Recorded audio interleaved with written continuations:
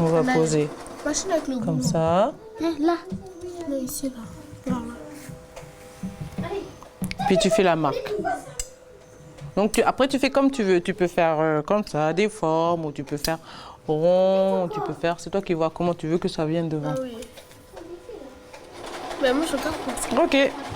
Comme tous les mercredis après-midi, Anaëlle et ses camarades sont présentes.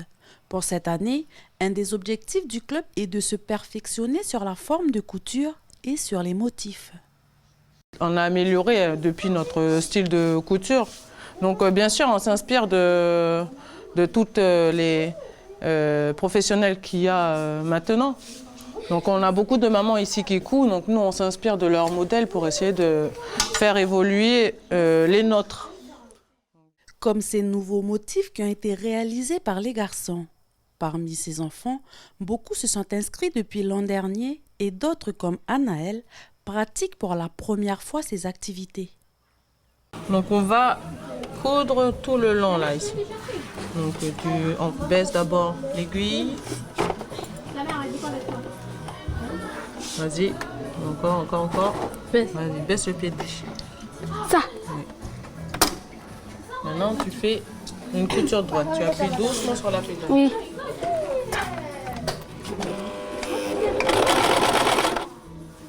Des fois, ça me fait plaisir d'apprendre à coudre. T'aimes bien? Oui. Presque tous les élèves du collège sont inscrits au club. Chaque mercredi après-midi, les ateliers accueillent 20 élèves au maximum. Le prochain défilé aura lieu au mois d'octobre à Nouméa.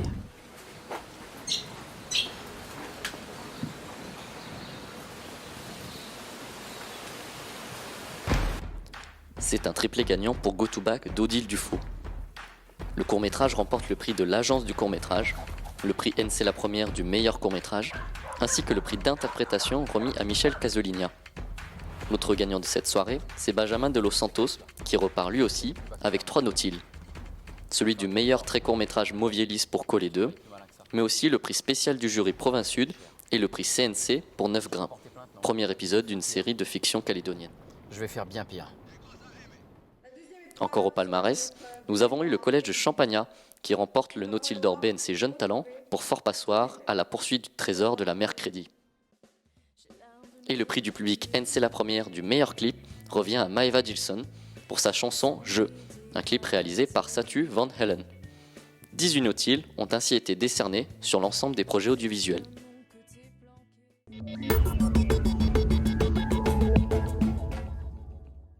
Je vous ai parlé des poils de roussette. Oui. Donc, à quoi on reconnaît que c'est du poil de roussette plutôt que de la laine? C'est qu'en fait, le poil de roussette est incrusté avec des fibres, sur des fibres végétales. Objets à base de poils de roussette ou encore à base de minéraux, tableaux, gravures sont aujourd'hui soumis à une nouvelle réglementation et devront être reconnus par les douaniers en formation ce matin. Cette formation, ça leur permet déjà aujourd'hui d'avoir vu quel type d'objets font partie du patrimoine culturel néo-calédonien ou quelle est la nature des archives qu'ils peuvent être amenés à rencontrer. Donc ça va leur permettre d'avoir un œil un peu plus aguerri sur des découvertes éventuellement dans des bagages de passagers ou dans un déménagement. Un œil aguerri, une aptitude indispensable pour repérer des œuvres culturelles susceptibles de sortir illégalement du pays. Cette formation fait suite à un arrêté pris par le gouvernement le 23 avril dernier. En effet, depuis 13 ans, il était possible d'exporter des objets centenaires sans autorisation administrative. Récemment, une vente aux enchères prestigieuse d'objets Kanak dans une ville suisse scandalise et rappelle cette incohérence. Une collection de 20 pièces, dont certaines estimées à 30 millions de francs CFP. Selon le gouvernement, ces pièces avaient été exportées illégalement du territoire dans les années 70. Il annulera cette vente. Désormais, toute fraude sera passible de 3 ans d'emprisonnement et une amende allant jusqu'à 2 fois la valeur de la marchandise. Qui ici qui fait de l'huile de coco? C'est où?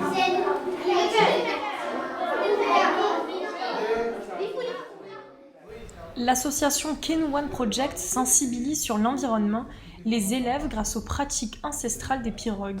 Ils œuvrent à la mise en service de ces navires qui ravit déjà les enfants. Moi, j'aimerais beaucoup voyager sur la Moi j'aime bien parce qu'eux ils polluent pas la nature, ils respectent la nature et puis ils ne jettent pas les saletés dans la mer. Venir à la rencontre des jeunes Calédoniens est primordial pour Robert Streeter, membre de l'association. On leur explique un peu, on les fait rêver. Et peut-être que d'ici les années à venir, ça va susciter un peu l'envie de travailler dans la mer. Peut-être qu'un jour, il y en a certains d'entre eux qui voudront être marins, il y a d'autres qui voudront naviguer dans le monde et puis traverser.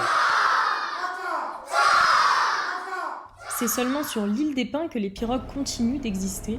La navigation de ces navires particuliers fait partie des Océaniens depuis toujours, mais cette tradition s'est perdue à travers les années, comme l'explique Haile Chikouré, président du Canoe One Project. C'est envahir le pays des pirogues parce qu'on veut réconcilier les gens du pays avec la mer.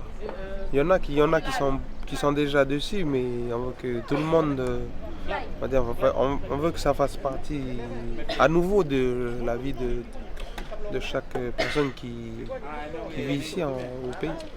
À la pirogue, il n'y a pas de secret, tu poses le pied dessus, puis on va tirer un bord, comme on dit, on va tirer un bord. Voilà. La pirogue d'Okeanos Vanuatu et ses 10 membres d'équipage restent amarrés au port de Moselle jusqu'à vendredi, avant de continuer ses aventures vers Lifou. On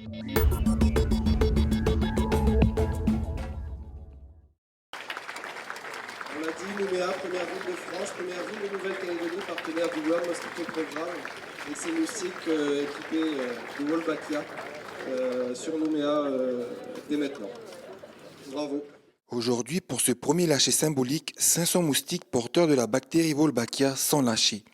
C'est pour les autorités du pays et ses collaborateurs la finalité d'une convention signée le 5 mars 2018, mais aussi le début d'une nouvelle phase du programme.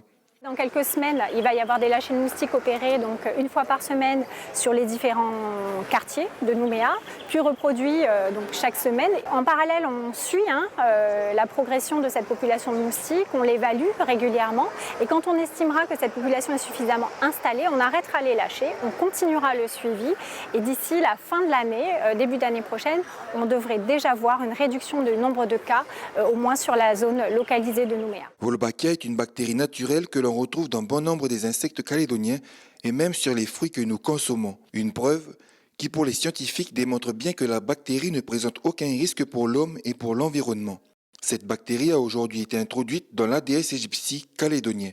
Contaminé, le moustique ira par l'accouplement transmettre le virus à d'autres moustiques et ainsi de suite. Cette bactérie bloque la transmission du Zika, du chikungunya et des 4 virus de la dengue.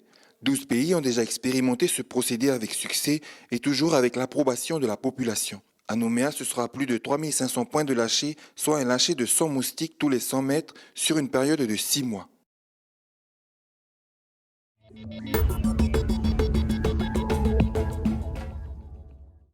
Laurent Prévost a 52 ans et c'est un habitué des Outre-mer. Il est né en 1967 à Boulogne-Billancourt, en région parisienne. Il étudie à Sciences Po puis à l'ENA en 1993. À partir de 2008, il rejoint les sphères politiques du ministère des Outre-mer. Un an plus tard, il est nommé préfet de la Haute-Marne en 2009, puis de la Martinique entre 2011 et 2014. Sur place, Laurent Prévost s'occupe tout particulièrement de sujets comme la fraude ou les alertes cycloniques sur le territoire. Ensuite, il prend la tête de la sécurité civile et s'occupe au ministère de l'Intérieur à Paris de la gestion de crise. En 2017, il est nommé à nouveau préfet, cette fois-ci ce sera le Val-de-Marne. Hier, le Conseil des ministres l'a désigné haut commissaire de la République en Nouvelle-Calédonie. Il prendra ses fonctions. Feux d'artifice, balles des pompiers et défilés militaires. Que ce soit en France ou en Nouvelle-Calédonie, le défilé du 14 juillet est une tradition qui est inscrite dans l'ADN des Français. Dans tous les esprits, la date est associée à la prise de la Bastille par le peuple de Paris en 1789. Mais ce n'est pas cet événement qui est fêté en France chaque année. La fête nationale française commémore en réalité la fête de la Fédération. Celle-ci eut lieu le 14 juillet 1790, premier anniversaire de la prise de la Bastille sur le Champ de Mars à Paris. L'idée était de fêter l'union et la réconciliation entre le peuple et les nobles. 3 symboles sont indissociables de la fête du 14 juillet. Tout d'abord, le feu d'artifice. Très ancienne, la tradition du feu d'artifice n'a pas toujours eu le sens festif qu'on lui connaît aujourd'hui. Le feu d'artifice est en fait l'un des rares symboles de la monarchie que le peuple français a souhaité garder. Au XVIIe siècle, lors des fêtes princières, Louis XIV donnait beaucoup de feux d'artifice, en l'honneur de victoires, mariages ou baptêmes. Ce spectacle était réservé à l'élite de la nation. Deuxième symbole, le défilé militaire. C'est sous la Troisième République qu'il est institué. La France veut montrer qu'elle a reconstitué son armée 10 ans après la défaite contre les Prussiens en 1870. L'idée, faire défiler les hommes en armes, l'armée de la nation. Le défilé militaire du 14 juillet s'inscrit dans une véritable tradition où prime l'importance d'expliquer le rôle d'une armée dans la démocratie, et également la nostalgie d'une France puissante et respectée. Après la Première Guerre mondiale, le défilé du 14 juillet devient l'hommage de la nation à ceux qui sont morts pour elle. Il faudra attendre le 14 juillet 1974 pour voir la première présence féminine lors d'un défilé. Cette année-là, 8000 femmes issues du corps de la marine surnommées les marinettes descendent les Champs-Élysées. Troisième et dernier symbole, le bal des pompiers. Contre toute attente, la tradition du bal des pompiers débarque assez tardivement en France dans les années 1930. Bien que le bal lui-même existe depuis la nuit des temps, il se démocratise ensuite sous la Troisième République. À cette époque, le pompier est un personnage très important. Il représente l'armée au service du peuple. C'est donc naturellement qu'il a toujours été associé aux festivités du 14 juillet. On passe sur la RIP 493, Yoko, dans ton engin.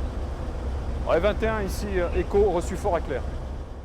Dans le paysage calédonien depuis plus de 30 ans, les VBRG, véhicules blindés à roues de la gendarmerie, restent pour 3 mois sur le pays.